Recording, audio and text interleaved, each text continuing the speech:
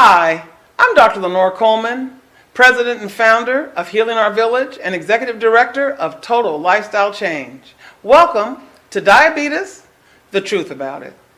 Is your blood sugar under good control? Do you understand the effects of diabetes on your eyes and kidneys? Are you on the correct insulin injection? Are you having trouble controlling your weight? Are you following your physician's advice? It is critical that you're using your diabetes medicines correctly. Diabetes, the Truth About It, is here to help you. Check out HOV Health to learn everything you need to know to manage your diabetes and prevent complications. If you have diabetes, you need to be careful not to get low blood sugars known as hypoglycemia. Normal blood sugar is 60 to 100 milligrams per deciliter. Low blood glucose or hypoglycemia happens when your blood sugar is less than 70 milligrams per deciliter. Everyone with diabetes should be using a blood glucose meter at home to test their blood sugar during the week and when you think you're having a low blood sugar reaction. If you do not have a blood glucose meter, Healing Our Village has low-cost meters and strips available. The signs and symptoms of low blood sugar are as follows: feeling shaky, sweaty, having a headache, feeling hungry or tired, feeling confused or angry, having a fast heartbeat. If you're experiencing any of these symptoms, the way that you treat low blood sugars is by drinking a half a cup of orange juice or apple juice, 1 cup of skim milk, or eating 6 hard candies, not chocolate candy, eating 1 box of raisins, or drinking a half a cup of soda with sugar. After you take these fast sugar sources, follow with a slow sugar source, like a meat sandwich, and then test in 15 minutes. If your blood sugar is still less than 70 milligrams per deciliter, report this to your doctor and repeat the sequence. Be sure to tell your doctor if you are having frequent low blood sugar reactions. Thank you for watching Diabetes, the Truth About It. If you have diabetes, you need to know your numbers.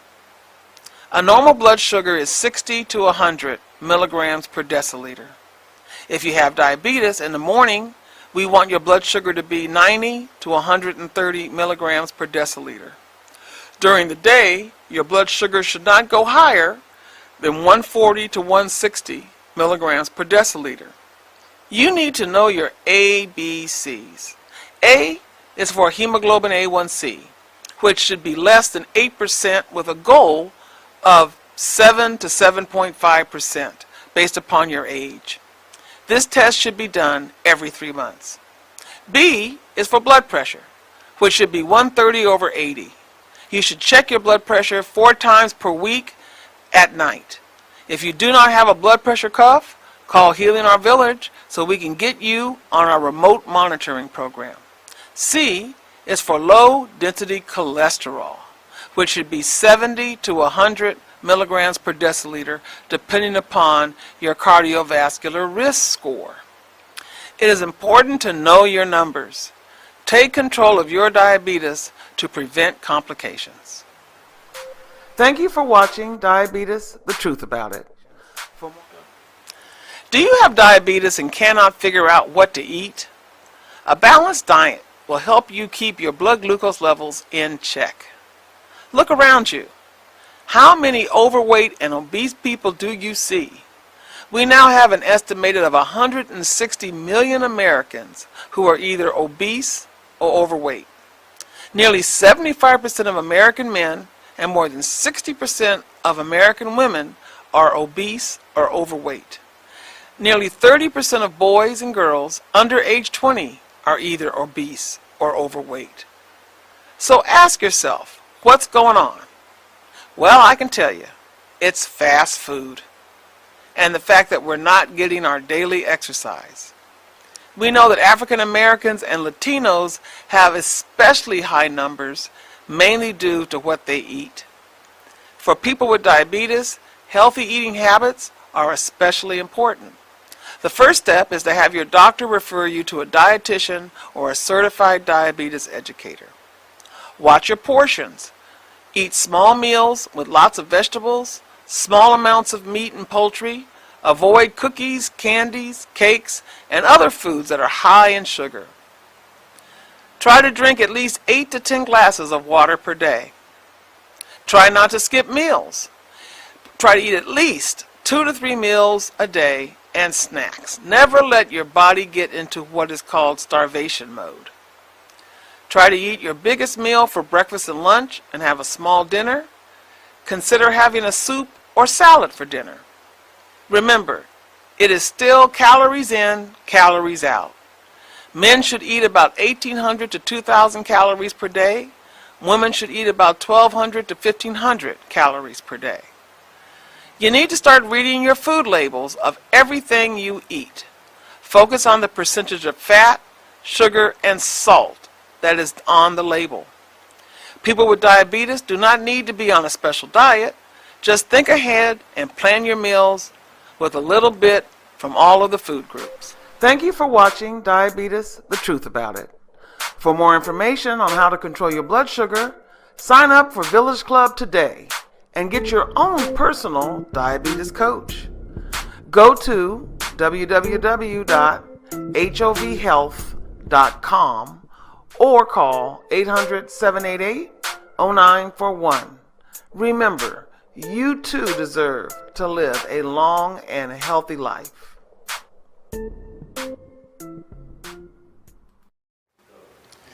Hi, thank you so much for watching Diabetes, the Truth About It.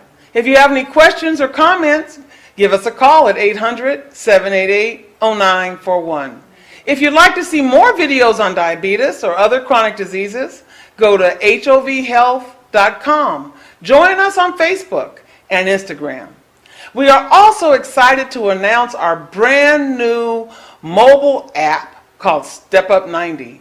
It's for weight loss and diabetes prevention. Go to the website and try our 30-day free trial. If you have any questions, again, give us a call, 800-788-0941. Remember, knowledge is power.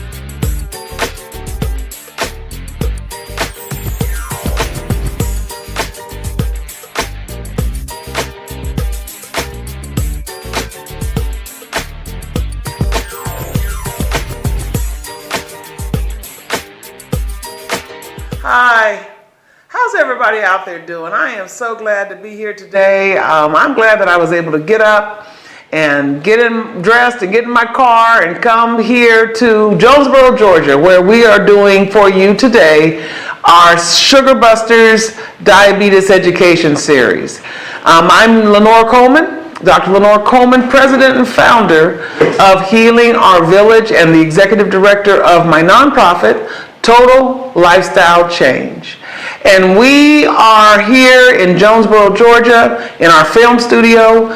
For those of you who would like to have a show, for those of you who would like to reach out and do the kind of educational programming that I'm doing, you need to come on over and be part of our village. And we can help you to achieve some of your educational goals as an organization.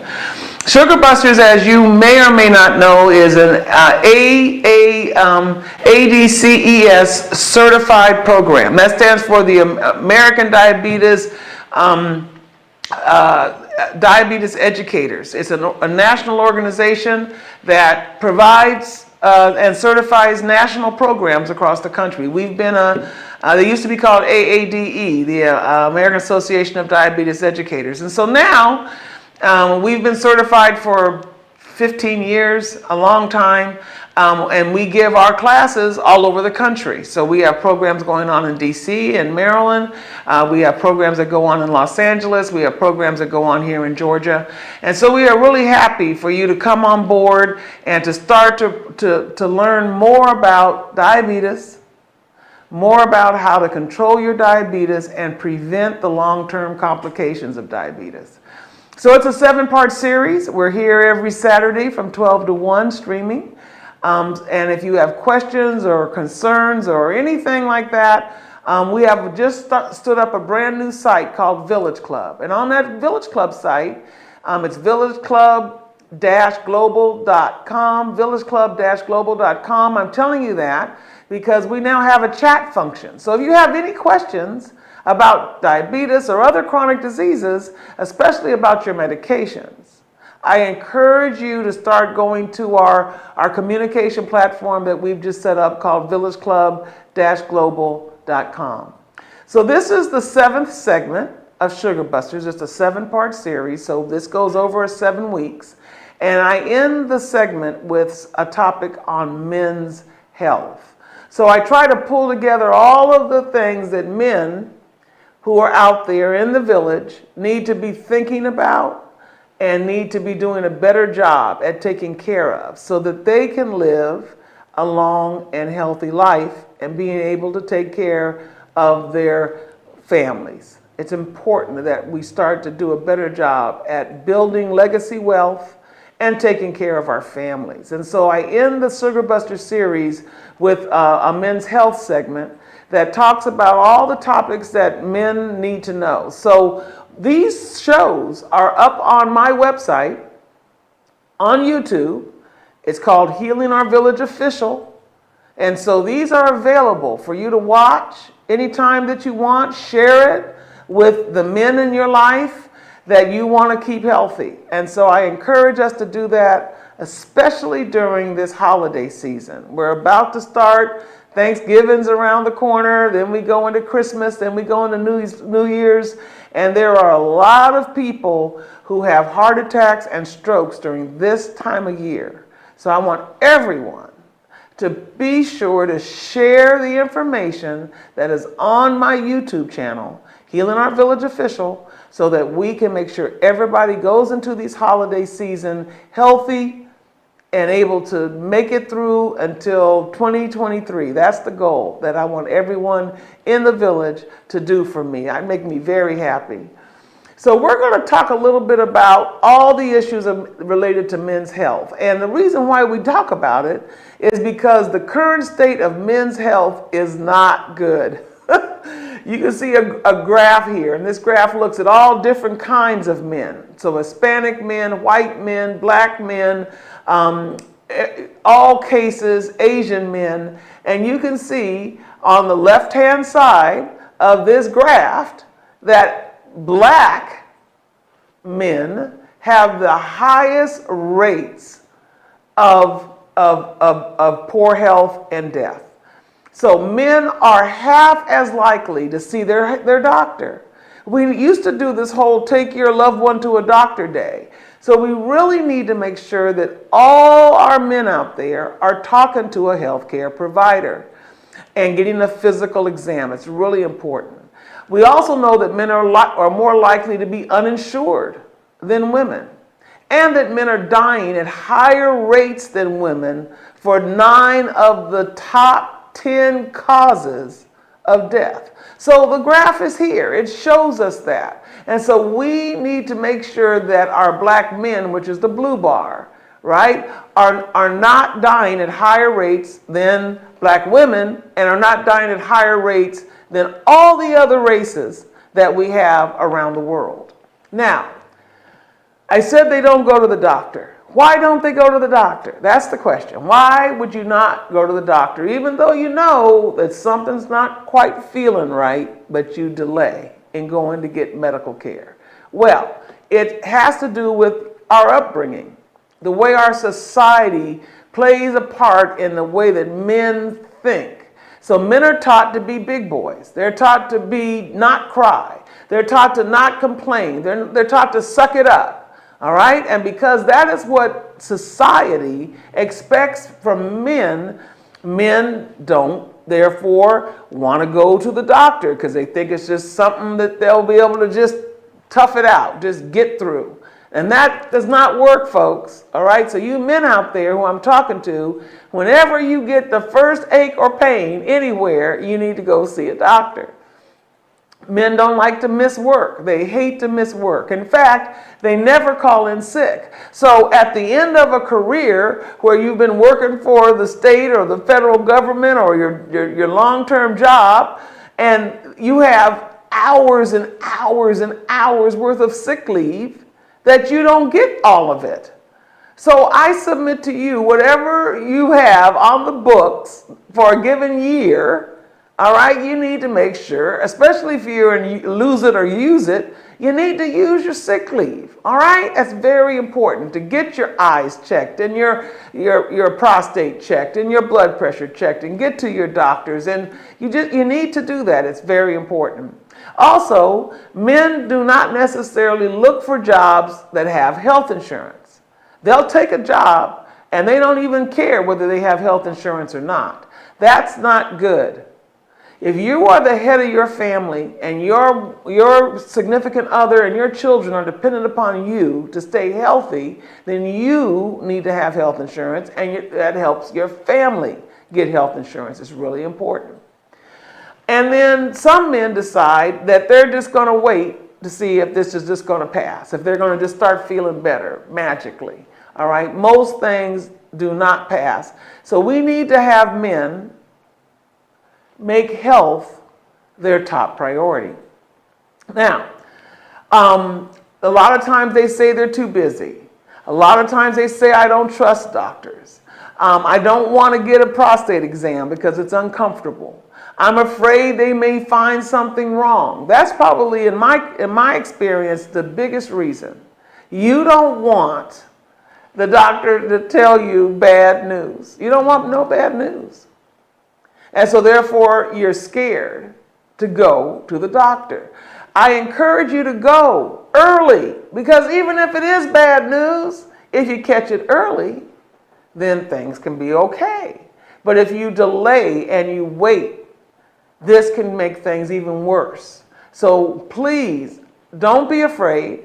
Medical science is amazing. They have come up with all sorts of cures for things that they didn't have cures for 10, 15, 20 years ago. So get a good doctor, somebody that you trust. If you don't know where to go, call me. I know doctors across the country.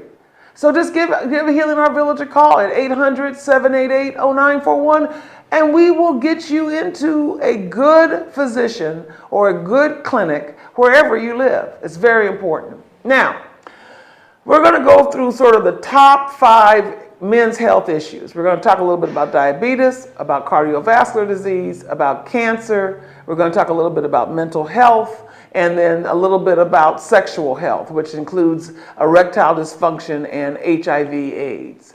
So let's start with my favorite topic. I've spent my whole career on diabetes. This is Diabetes Month. November is Diabetes Month. So if you are part of my Facebook chat, if you have my Facebook page up on your notifications, we're posting every day things that you need to know about diabetes.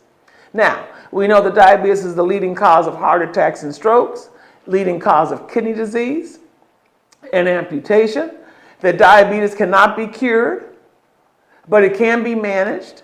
That when you first start having your blood sugars go up, the first thing to do is reduce the carbohydrates in your diet. So that's your rice, your pasta, your potatoes, your tortillas. All of those are high in starch. So you just can Google, what are my starchy foods? And then try to eat either small amounts of those or eliminate them from your diet. 90% of patients with diabetes have type 2 diabetes. So that's what I usually talk about mostly. And the keys to preventing type 2 diabetes is losing weight down to trying to get as close to your ideal weight as possible, which is super, super hard. Getting more exercise, which is also really hard. They want you to now take 11,000 steps a day. If you've ever tried to take 11,000 steps a day, you know it's not easy. You got to be moving pretty much that whole 8-hour day. And most of us work in jobs where we sit.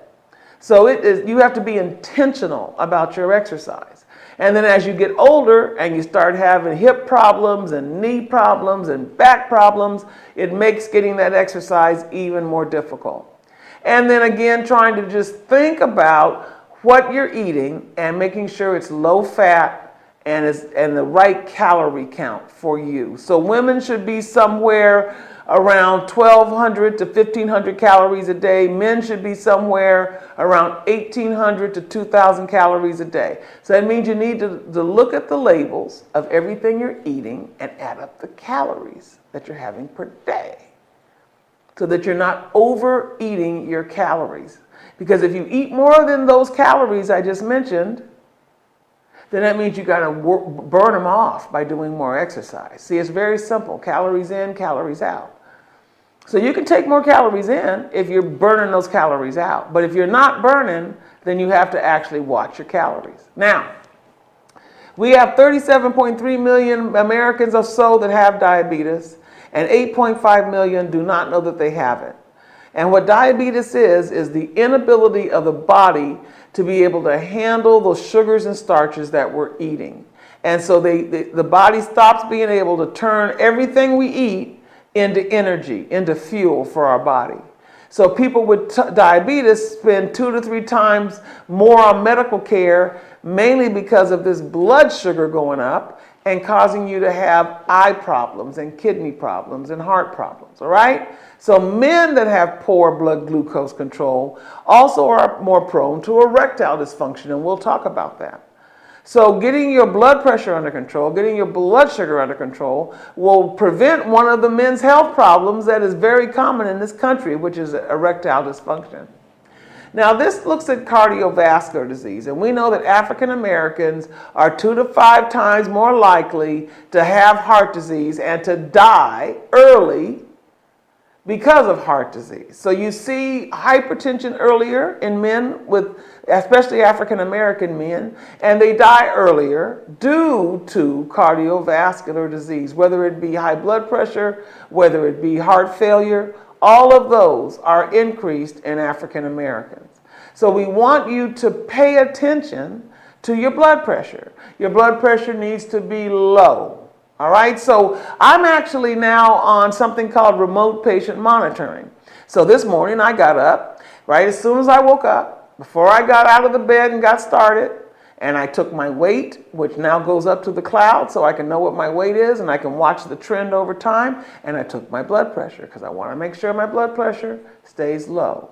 So I took it first thing this morning, and it was actually very low, which is good. The lower the better. My blood pressure today was 100/60, which is great. That's a great pressure, right? Normal is 120/80, but what I learned when I went to Africa and I went to Kenya is that if you went to the tribal units out in Kenya, we went to the Maasai tribe, their blood pressures were 90/60. That's why they don't have kidney disease. They don't have eye disease. They don't have all these problems because their blood pressures are low, low, low. Our blood pressures here in the United States as African Americans are high. And that's because of a number of reasons that we can go through if you watch my Sugar Busters, The Heart of the Matter. Now, let's talk about what to do about cardiovascular disease. I want you to get your blood pressure down. I want you to get your cholesterol down. If you do those 2 things, you won't have heart attack. You'll decrease your chances of heart attacks and strokes.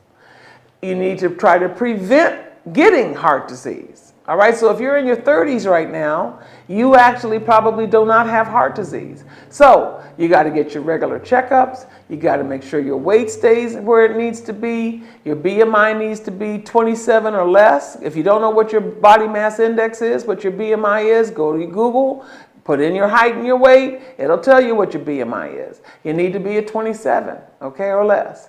Getting your regular training, which does not necessarily mean only weights. You got to do both the cardiovascular training and the weight training. Limit the amount of alcohol that you're drinking. Certainly get rid of the smoking. You got to stop smoking.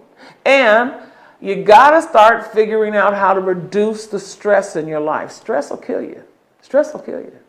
All right? And so one of the things that I try to do in my life is I try to control my environment.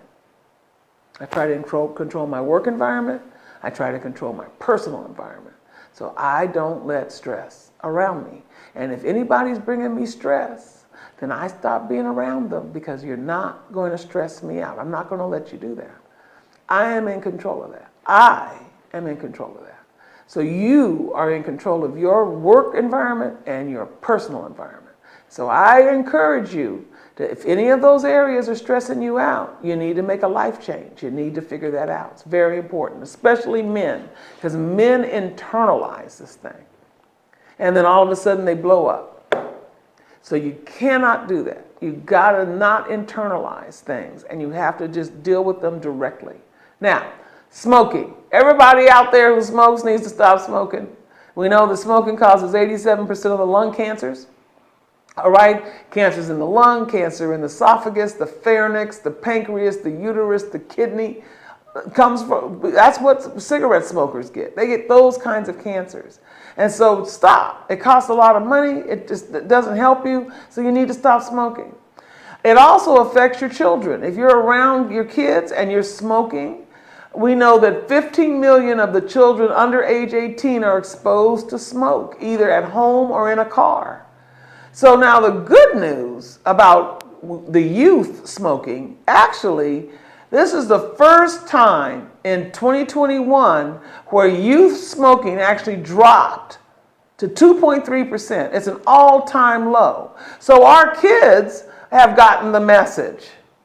They need to stop smoking cigarettes. But guess what they're doing? They're vaping. Okay, so that's not good. It's still a foreign substance going into your lungs. Okay, we don't want to do that. All right, now, about 2,500 people we know under the age of 18 at least try a cigarette. About 400 of those people actually turn into smokers. And we know that women smokers who use oral contraceptives, they're at a really high risk of heart attacks and strokes. So that's why women definitely also need to not smoke. Okay, now, why is it that you get hooked to cigarettes? It's because of the chemicals. The chemicals that are in the cigarettes excite the chemicals in your brain that get released when you smoke. So you'll hear smokers talk about, it makes me feel better, right? It makes me feel happier, right? That's because cigarettes affect your dopamine and your norepinephrine.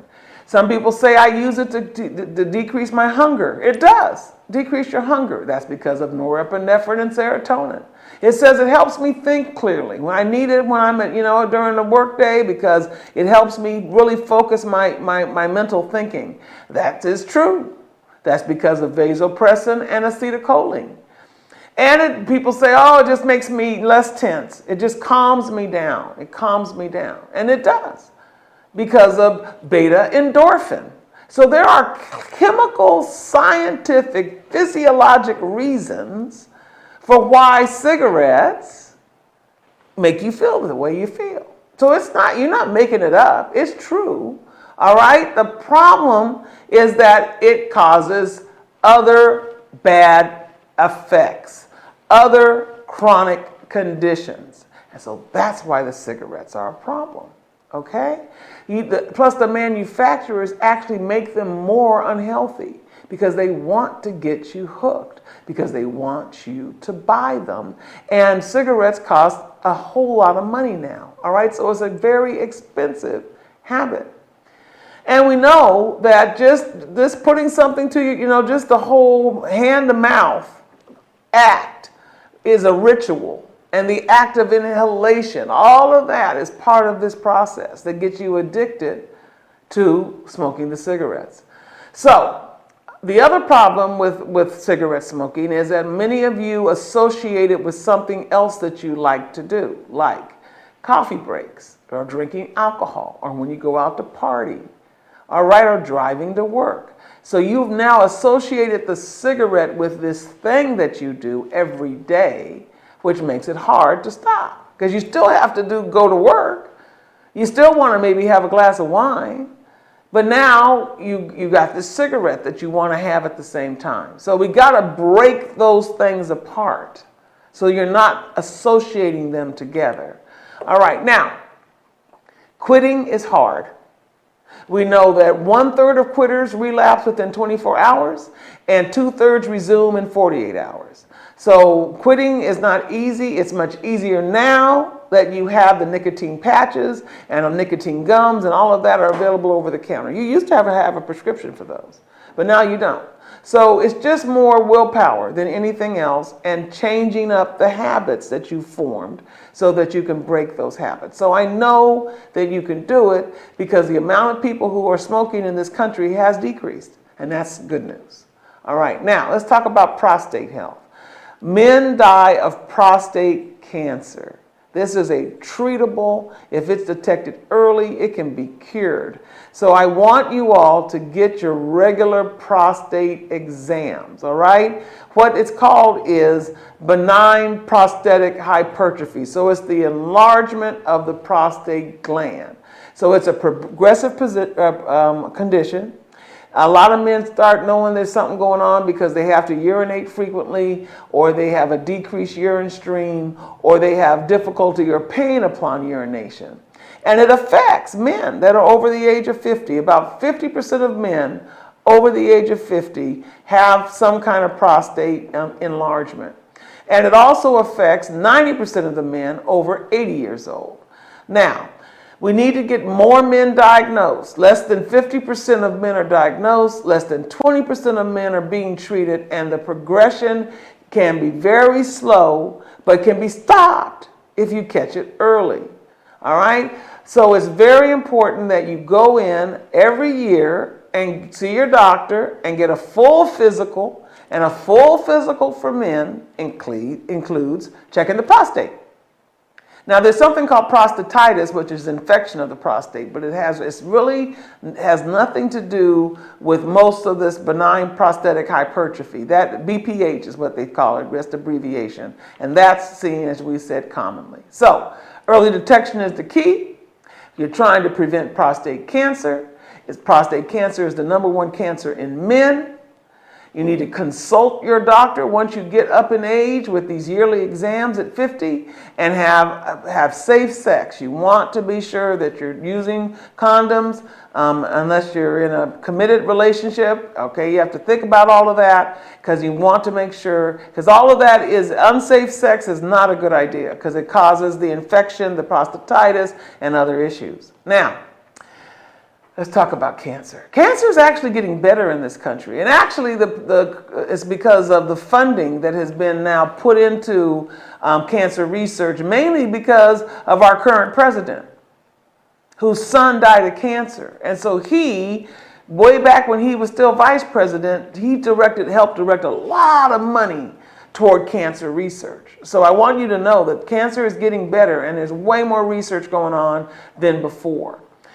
In the United States, we estimate that in 2020, we had about 605,000 people died of cancer. According to the American Cancer Society, the lifetime risk of developing cancer is 1 in 2 for men over the course of their lifetime. We already said prostate cancer is the most common. Lung cancer is the most common fatal cancer in men. And the majority of cancer cases happen when you get to that 55 and older. But in African Americans, it happens younger. So when you get to 45 years old, you need to start paying attention. You really do. 40, 45, you need to start paying attention. Because we just have higher rates of death from cancer than our Caucasian counterparts because we don't catch it early and we're not getting ongoing, regular, routine care. Very important for us. All right, now, let's talk about what cancer is. You all heard of a cancer cell, right? You've heard of the cancer cell. It only takes one of them, and then it starts building and growing and creating other cancer cells. Okay, so all of this building blocks happens in our tissues. So we know that the cells of our body replicate all the time. All right, so that's how our body regenerates itself. The problem is if one of those cells turns into a cancer cell, and then it divides and replicates and becomes a tumor. Now, not all tumors are cancer. There are what we call benign cancers that are just a growth of cells that can be easily taken out with surgery, and there's no problem. But there are some tumors that are malignant. And so malignant tumors are cancer, and they can be life-threatening and can be very serious, again, if not caught early. Now, let's get a little more deep dive into prostate cancer. The prostate, you can see in this picture, is shown here, is part of the man's reproductive system. And it is located in front of the rectum, but under the bladder. And a healthy prostate is about the size of a walnut. All right, so that's when you get your prostate exam and the doctor goes in and does the exam, he will feel the prostate. And if it doesn't feel right, if it feels bigger than a walnut, then he knows there's something going on, right? Okay, now, the urethra is the tube where the urine flows through, and it passes through the prostate. So that's why if the prostate gets too big, it starts to decrease your urine flow. So now you understand why a lot of men, that's the first sign that they get, that there may be something going on with their prostate. Now, who's at risk? We already talked about people who are in their 40s, 45. That's when you need to start thinking about it. Family history. If you had prostate cancer in your family, or you have a male in your family that had prostate problems, that's a risk factor. Race. Prostate cancer is more common in African American men than white men. All right? And then your diet. There have been some small studies that have suggested that men who eat a high-fat diet, so a lot of greasy foods and a lot of meat, beef, pork, may have an increased risk of prostate cancer. That's why we really encourage everyone to just try to eat more plant-based, try to eat more fish and chicken, and to try to eat a diet that's rich in fiber and fruits and vegetables. Because those people who eat those kinds of diets tend to have a lower risk of getting cancer. Okay, now, we talked about the symptoms. A need to urinate frequently, pain or burning upon urination, difficulty getting an erection, frequent pain in the lower back or your hips or your thighs. You think you got back pain and it's actually prostate. So that is why when you get any ache or any pain, you need to go to the doctor. It's very important. Now, the doctor is going to do what they call a digital rectal exam. So they insert a lubricated gloved finger into the rectum and they feel for that prostate to make sure that it feels right, it's not lumpy or solid, and that it's small. Right? Or there's a blood test you can do called the PSA, and that stands for prostate-specific antigen. And so you can do that prostate test, and if that number is high, then it means that there may be a problem with the prostate. Okay, now most doctors like to do both. They do both the rectal exam and they do the blood test at the same time. All right, now one of the things that's interesting is African American men may have a high number and not necessarily have prostate cancer. So that's why it's important that you get that test done and get it evaluated by a doctor who is usually a urologist who can tell you exactly what's going on. Now, colon cancer, rectal cancer, these are part of the digestive system, your colon and your rectum. And the big long tube is your large intestines, all right? Now, we know that all throughout this system, so you got your rectum, you got your colon, you got your large intestine, you got your small intestine, you got your sigmoid colon. All of that is part of that lower system of digestion. The cancers in any one of those areas is a possibility. Now, let's talk about colon cancer. One of the easiest cancers to treat if caught early. 90% of the people with the disease are diagnosed usually after the age of 50, but my husband at 38 died of colon cancer. So it can happen in young men, all right? And usually, a lot of times what they have is these polyps. They have colorectal polyps, and those polyps grow in the inner wall of the colon or the rectum. Now, most of these polyps are benign, but sometimes they can become cancerous. All right, and sometimes if they get aggravated, they can bleed. So if you're having any bleeding from the rectum, that is something that should take you to the doctor immediately. Immediately. A lot of people just chalk it up and say, oh, well, it's no big thing, it's just my polyps. No, it's a big thing. And you need to go and get checked. All right, now, risk factors for colon cancer, family history again, personal history. Maybe you had it before, it was caught, and then it came back. We talked about ulcerative colitis and Crohn's disease. Those people are at risk. People with a diet high in fat, we talked about that. Cigarette smoking. If they go back and they look at data over the years, they do these sort of what they call longitudinal studies, and they look at large populations of men over the years. And they then see what kinds of lifestyles those people have and what did they ended up dying of, or what kind of chronic diseases did they get. And so cigarette smoking has been associated as a risk factor for colon cancer, another reason not to smoke. Lung cancer.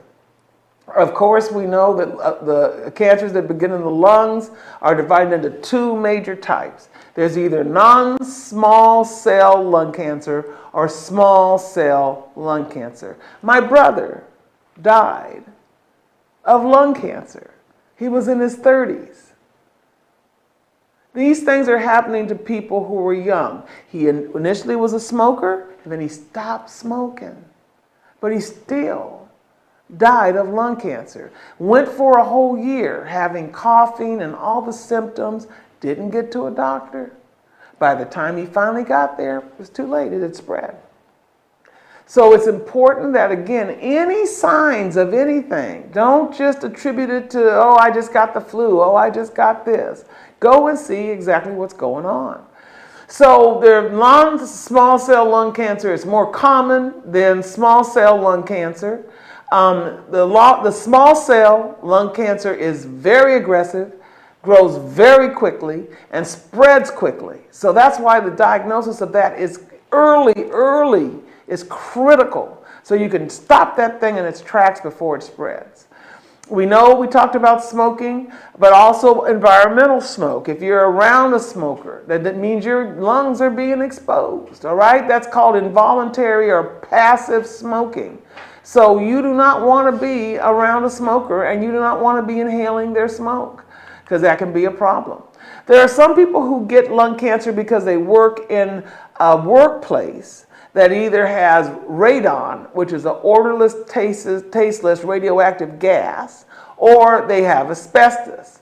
So there's a lot of factories that still have asbestos in those industries. So shipbuilding, asbestos mining, insulation, brake repair. Who would think? Yeah, all of that can increase you to being able to inhale the asbestos, which then gets in your lungs and can cause problems. Living in a highly polluted environment, so you're breathing in bad air. People who have tuberculosis can increase your chances of developing lung cancer. So that's why if you have TB, it's important to get it treated quickly and keep it under control. And then a personal history. Again, if you've had it before, it can definitely come back.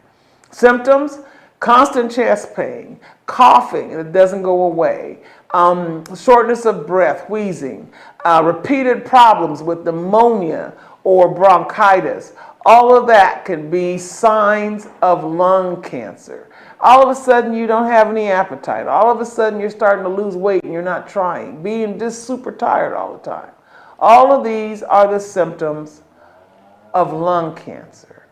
So we're going to take a short break right here, and then we're going to come back and get up, get yourself a glass of water, walk in place, and we'll be right back.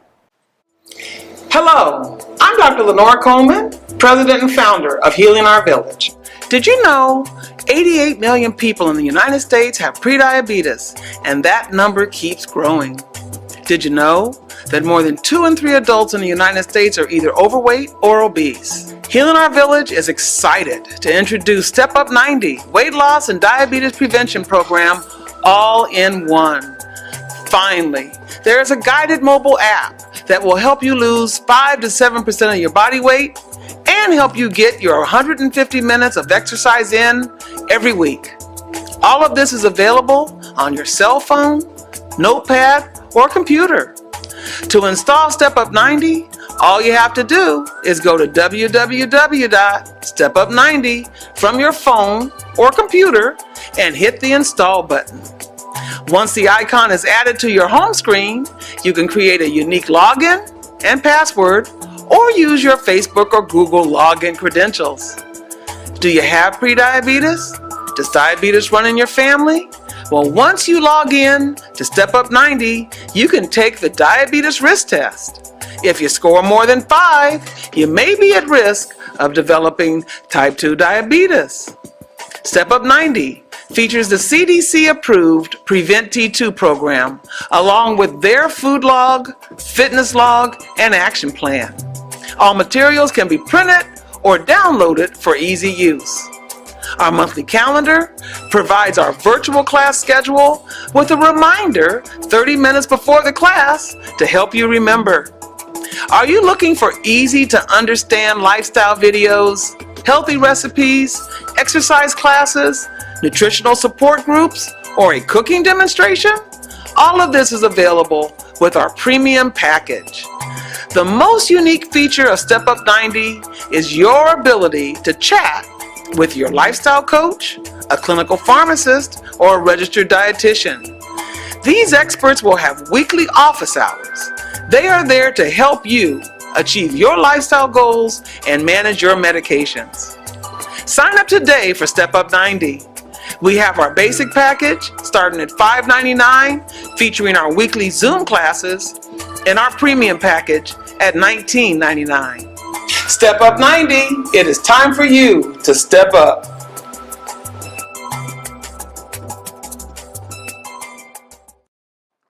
Hi, welcome back. This is our Sugar Busters series number 7, where I talk about men's health issues. I'm Dr. Lenore Coleman, president and founder of Healing Our Village.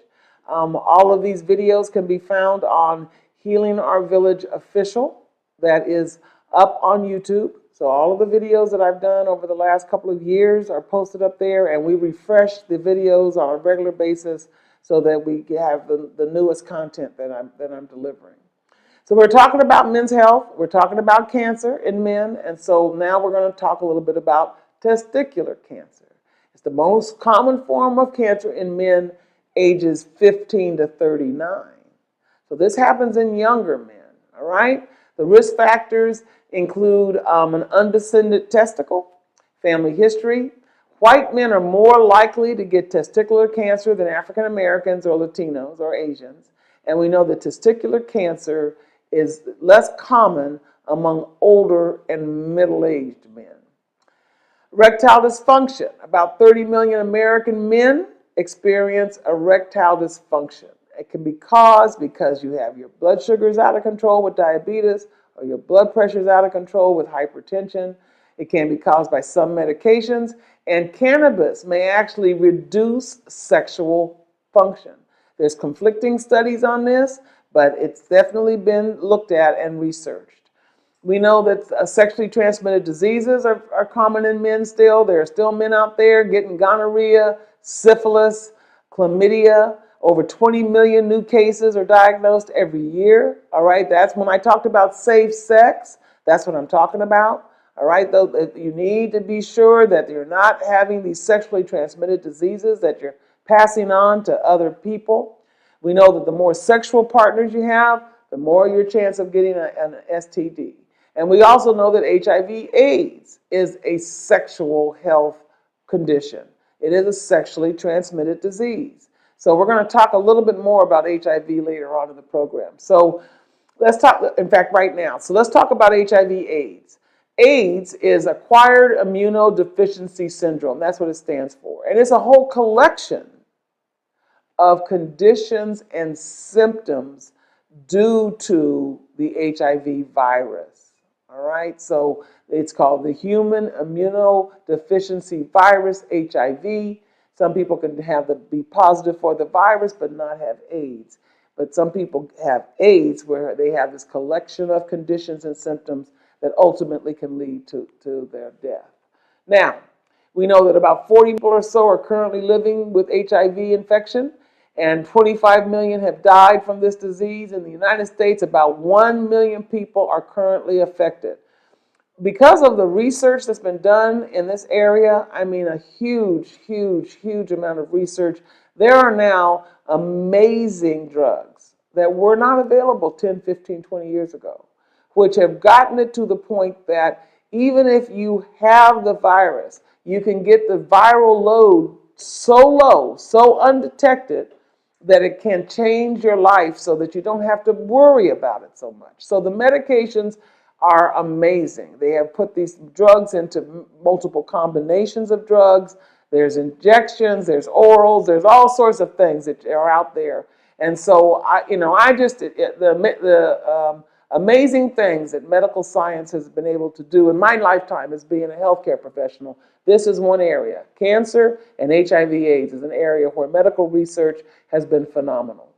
We know that the virus is something that belongs to the lentivirus of families. It's a retrovirus, right?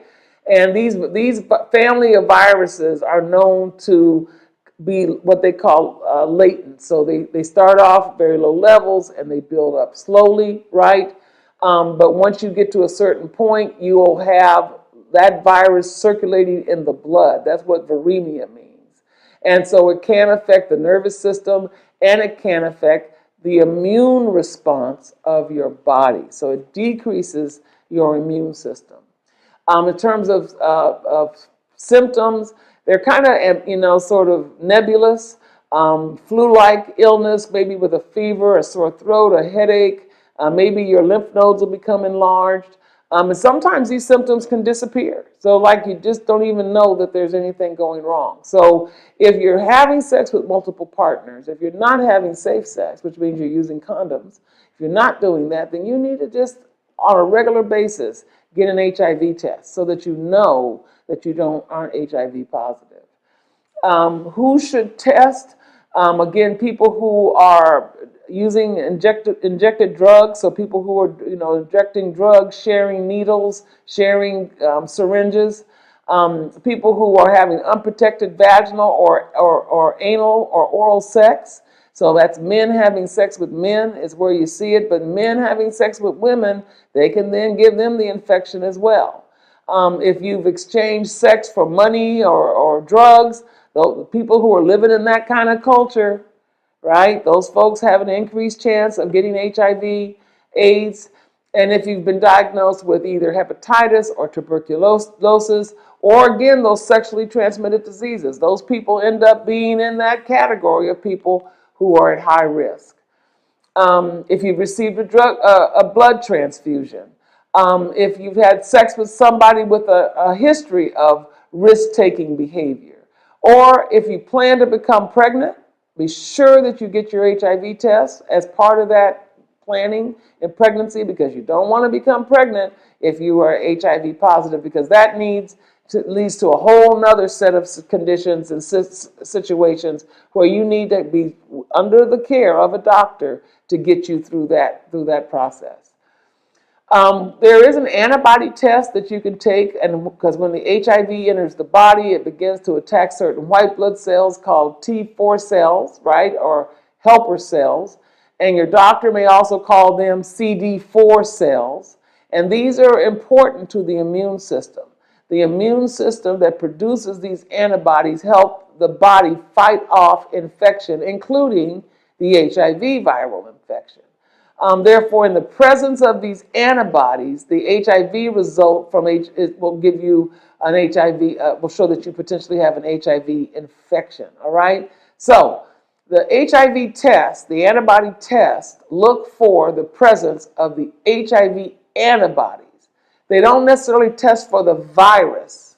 They test for the antibodies to the virus, okay? So there are some at-home tests. There are some ways that you can do the test and send it out and get the results back. But I really encourage people to go to their doctor. The immune system that produces these antibodies, are, as I said, are used to fight off all infections. So we don't want that HIV to happen, because remember when we had COVID, those people that were HIV positive had decreased immune systems and were more susceptible to getting the COVID infection. So because of that decrease in the immune system, if you have HIV, that causes you to have other problems as well. There is certain tests called the ELISA, ELISA, and it usually is done twice. Also, there's the Western blot test, which was one of the first tests used to confirm if you were HIV positive. There are rapid tests that are available. Some of them are using saliva, the OraSure, right? So you can be able to use that. So there are a number of tests out there. Again, the research around treatment, the research around testing has been phenomenal in this area. So there's no reason for anyone to be out there and not know what's happening in terms of their HIV status. Some of the tests do not necessarily involve drawing blood. You can do urine or oral fluid as HIV tests. So again, the urine testing is available, and then that OraSure is available. So let's talk a little bit about mental health. We're going into the holidays. This is a really tough time. This is when the risk of depression and suicides go up dramatically during these next few weeks through the new year. A lot of people have lost loved ones. A lot of people lost people due to COVID. A lot of people have gone through divorces. They've gone through other kinds of losses in their life. And that leads to a lot of anxiety, a lot of stress, and a lot of depression. So when you talk about mental health, you're talking about mental illness. It's a whole collection of diagnosed mental disorders. We know that the factors that affect your mental health include that loss of employment, even the birth of a child. You think that should make you happy, but all of a sudden now you're waking up every 2 hours. All right, so that is stressful. Moving to a new job, moving to a new home, natural disasters. Those people down in Florida right now who just got done getting hit by another hurricane, where they had more water coming in, more flooding, more damage, that is stressful. Okay, and that can lead you during this period of time, these holidays, to really get into a depressive state because you've lost all of your belongings, has now been washed away. And that is so traumatic. So you have to be aware of your mental health, your mental state, and know if when you start sort of sinking into those areas of depression, you got to figure a way to pull yourself back out. We know that depression affects nearly 40 million Americans. It's underdiagnosed.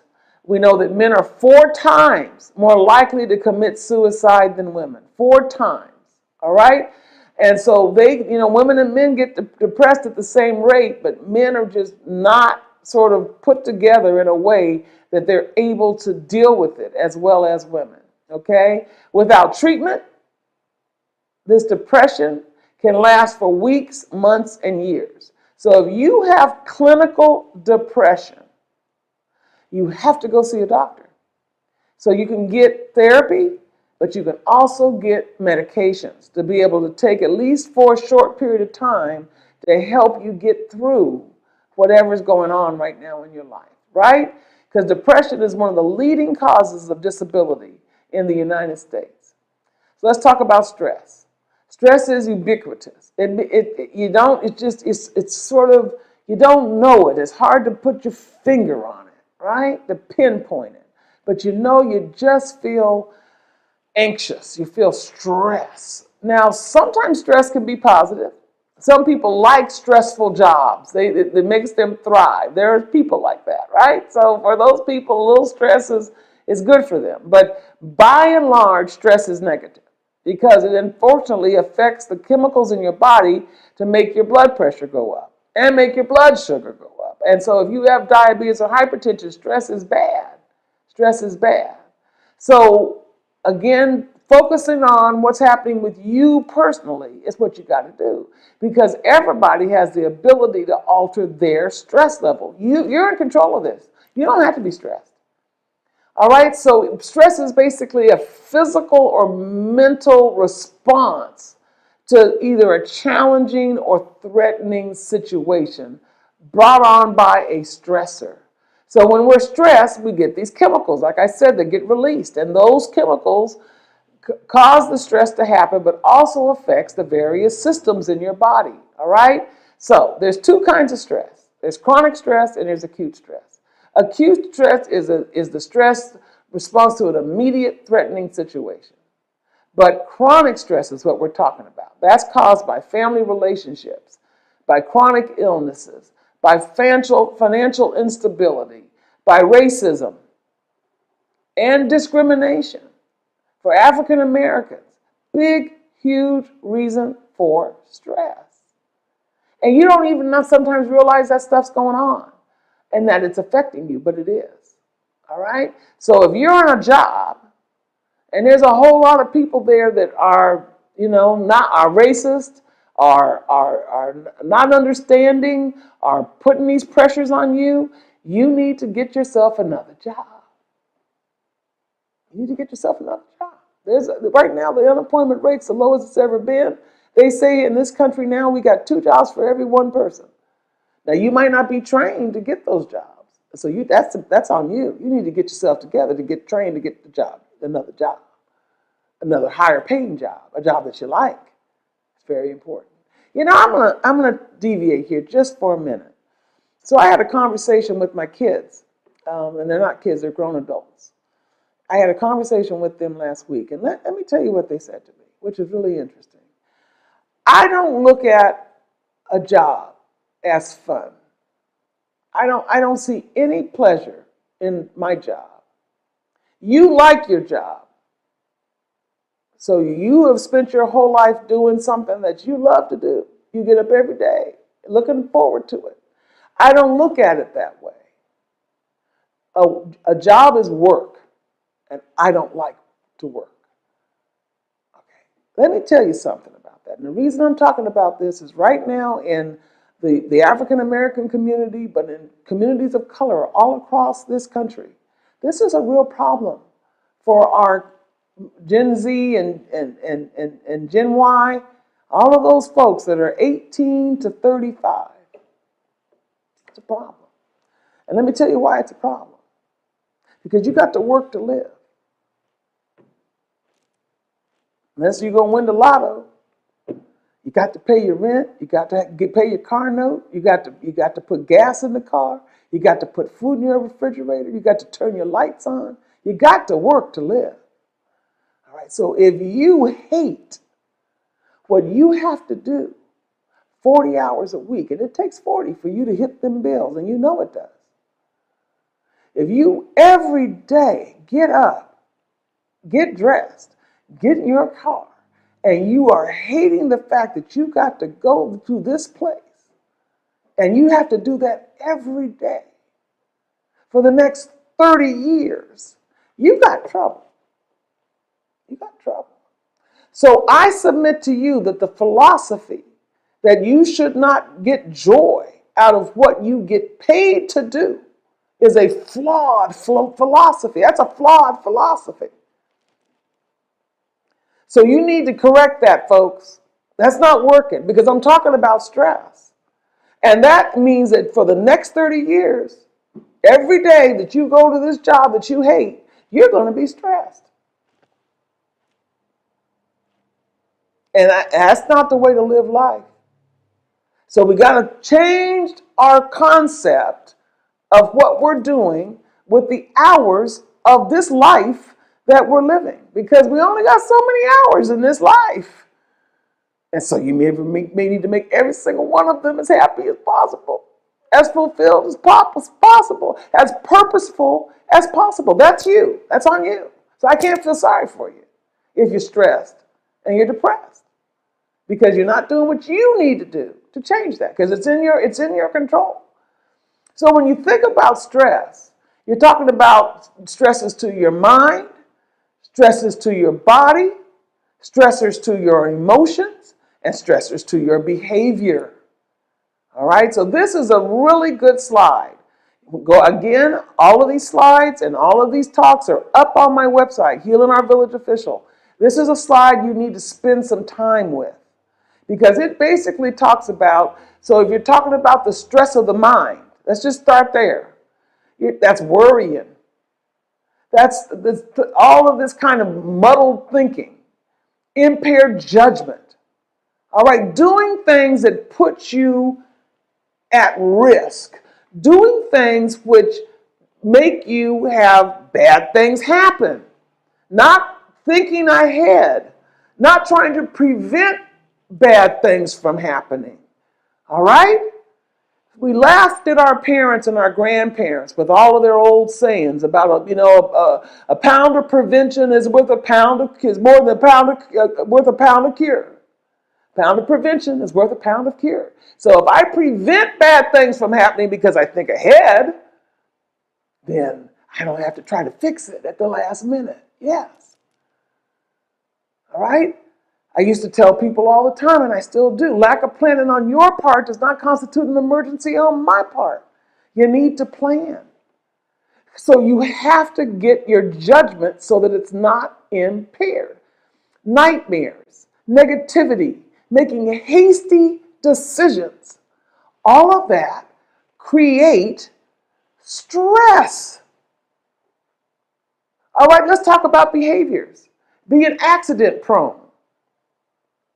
You know, you got things in your household that you know are an accident waiting to happen. Fix it. You got a step that's broken, fix it. You need a shower mat in your shower because you're slippery, get a shower mat. If you know your car needs a tune-up, if you know your car needs new tires, get the tires.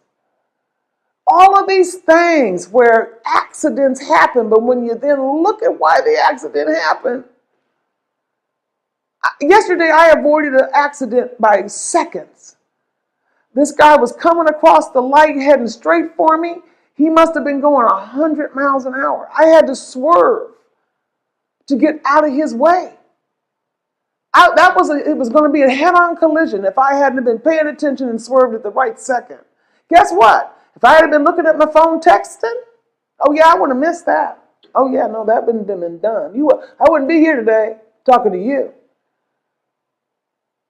So this idea of not being accident prone is important.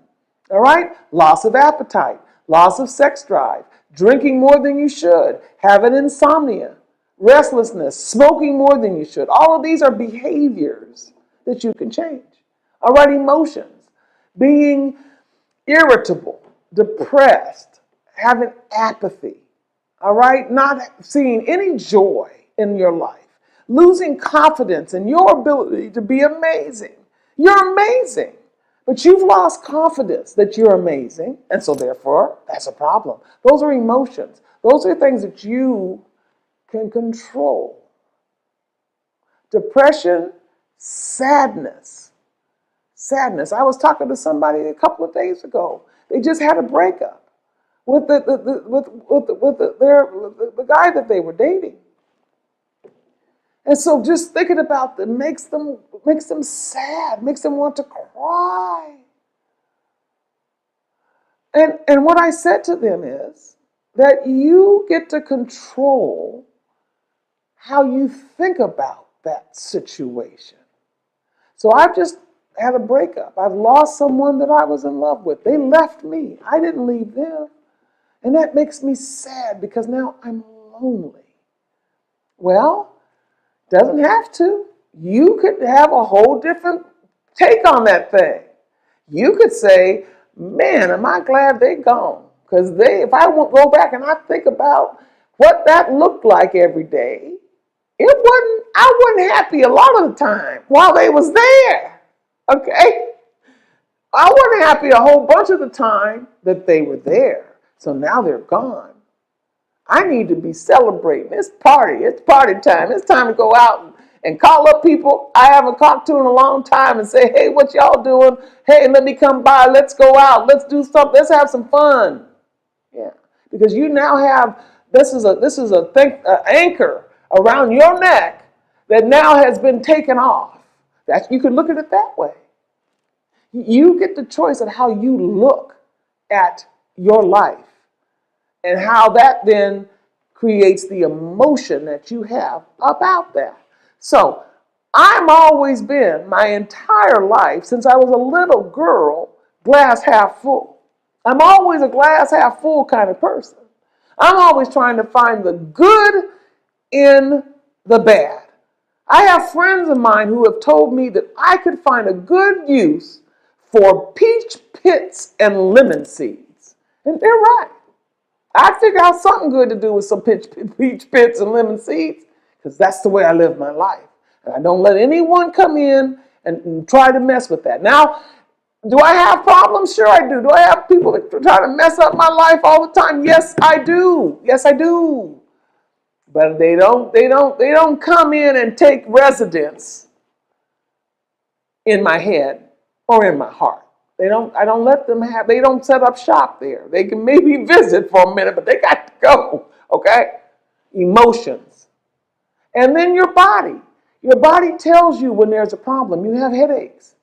You get a bunch of infections that you don't usually get. All of a sudden, your neck muscles and all your back muscles are taut, right? You're tired. You're having a hard time even getting out there doing the things you used to do because of shortness of breath. All of these are physical manifestations of stress. So I want you all to go back, look at this slide. This is an important slide. And then start thinking about every single one of those categories in your life. Write it down on a piece of paper so that you can figure out how you're going to start checking off these boxes to get rid of the stuff in your life that's causing you to be stressed. Because it also goes hand in hand with anxiety. Now, there are people who have panic attacks. They actually have a panic disorder, or they have obsessive compulsive disorder. So there are clinical terms for these states of anxiety. There are men who are women in the military who have post-traumatic stress disorder. Yesterday was Veterans Day. All right, so there are people who are suffering with PTSD. You can't get over that by yourself. You need to get into a group. You need to get therapy because it is very difficult to deal with these kinds of anxieties and trauma by yourself. Let me tell you what I'm concerned about. I'm concerned about the children ages 10 through 18 who are being bullied, who are going through all sorts of life changes during that time period, and they're not equipped to handle the stress and anxiety that goes along with that. Their parents are MIA. Nobody's paying attention. The teachers barely are paying attention because there's too many kids in the class. All right, we just went through 2 years of insanity with schools, doing online teaching and in-class teaching and have to wear masks and all sorts of insanity. Our kids have been traumatized. Some of them have lost parents, grandparents, family members, and we're not doing anything to address that for our kids. So the suicide rate for kids is now sky high. Sky high. And when it happens, the parent says, I didn't know. I had no idea that they were going through this. So please, everybody, slow down if you got kids. Let's get back to family dinners. Let's get people around the table. Let's talk about how'd your day go? What was the best part of your day? What was the worst part of your day? So you can chime in and help these kids because they're struggling. They're in a state of anxiety. Hepatitis C, just a really quick thing. We're talking about men's health. And so I want to mention that because there are quite a few people out there that are positive for hepatitis C. It's a test you can get done in your doctor's office if you're feeling super tender, super fatigued, if you have a tenderness in your abdomen. If you're at the point of jaundice, you've already got the liver problems from hepatitis C. So hepatitis C basically affects the liver. That's what it is. It's a chronic condition. And it's very common in people who have been in prison or who drink excessively. So another test that one needs to get routinely done if you fall in that category when you go to get your annual checkup from the doctor. So again, an ounce of prevention is worth a pound of cure. So get an annual health exam every year. If you're a man, you're getting your PSAs done, you're getting your prostate exam done, you're getting checked for diabetes, you're making sure that blood pressure is under good control. You've got to make prevention a priority, all right? It's also a family affair. So everyone in the family needs to keep track of their relatives, because sometimes you can see things going on that they can't see. So listen, love starts at home. And so you need to be sure that you're helping your family. And if you've got people in your family that you can see are going down a not so good road, you got to get in there and try to help them as much as you can. Sometimes they won't let you, but if they will let you, you can be a role model for your family and help your family to get in to see their doctors, to get the kind of good care that they need.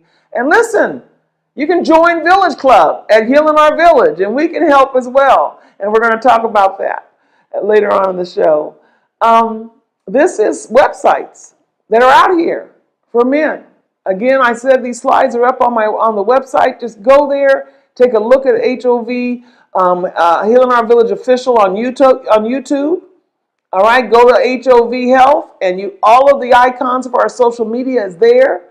We're sending out daily recipes and we're daily health tips for free. All you got to do is join my Facebook or my Instagram page. So I encourage you to do that. Let us help you here at Healing Our Village. This is the end of the program, but again, I want to thank you. This is segment 7, Men's Health, of our Sugar Buster series that we do around diabetes and what you need to know. So thanks again for tuning in. I want you all to spread the word.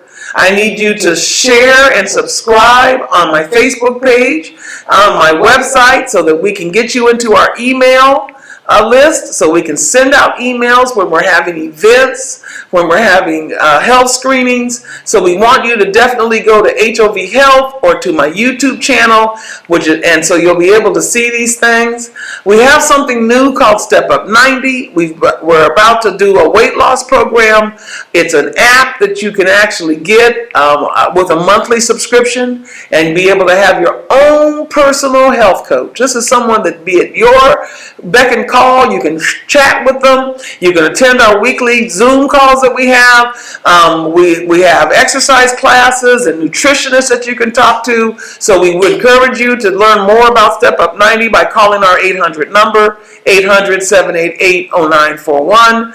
I talked to you about your blood sugar. I talked to you about your blood pressure. We have blood pressure cuffs. We have blood glucose machines. You can purchase our low-cost machines so you can use them at home. Here in Jonesboro, we do something called Wellness Wednesdays. I'm right here on Main Street in Jonesboro, Georgia. Come on by. We'll take your blood sugar. We'll take your blood pressure. We'll make sure that we get you to know about all of our programs that are available for you. So every Wednesday, 11 to 3, we're doing Wellness Wednesdays, and we would love you to come on by and be able to participate in our program. Here's our information. We're at 177 North Main Street in Jonesboro. There's our 800 number. Again, our websites are hovhealth.com. If you'd like to contribute to our efforts, we have a nonprofit called Total Lifestyle Change. We would love you to donate today. It's up there and ready for you to go. $5 would go a long way to helping me heal the village. And as I mentioned, Village Club is right there at the villageclub-global.com, and you can go right up there and subscribe or go to the HOV site and be able to get there as well. And then remember, Sugar Busters every Saturday, 12 to 1. Encourage everybody out there that you know to tune in and to spread the word so that we can get more people to live and not die. Again, thank you very much. This is Dr. Coleman, and have a great day. Hello, I'm Dr. Lenore Coleman, President and founder of Healing Our Village. Did you know 88 million people in the United States have prediabetes, and that number keeps growing?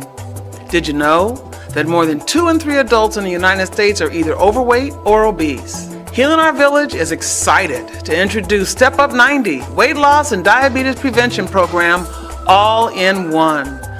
Finally, there is a guided mobile app that will help you lose 5 to 7% of your body weight and help you get your 150 minutes of exercise in every week. All of this is available on your cell phone, notepad, or computer. To install Step Up 90, all you have to do is go to www.stepup90 from your phone or computer and hit the install button. Once the icon is added to your home screen, you can create a unique login and password or use your Facebook or Google login credentials. Do you have prediabetes? Does diabetes run in your family? Well, once you log in to Step Up 90, you can take the diabetes risk test. If you score more than 5, you may be at risk of developing type 2 diabetes. Step Up 90 features the CDC-approved Prevent T2 program, along with their food log, fitness log, and action plan. All materials can be printed or downloaded for easy use. Our monthly calendar provides our virtual class schedule with a reminder 30 minutes before the class to help you remember. Are you looking for easy to understand lifestyle videos, healthy recipes, exercise classes, nutritional support groups, or a cooking demonstration?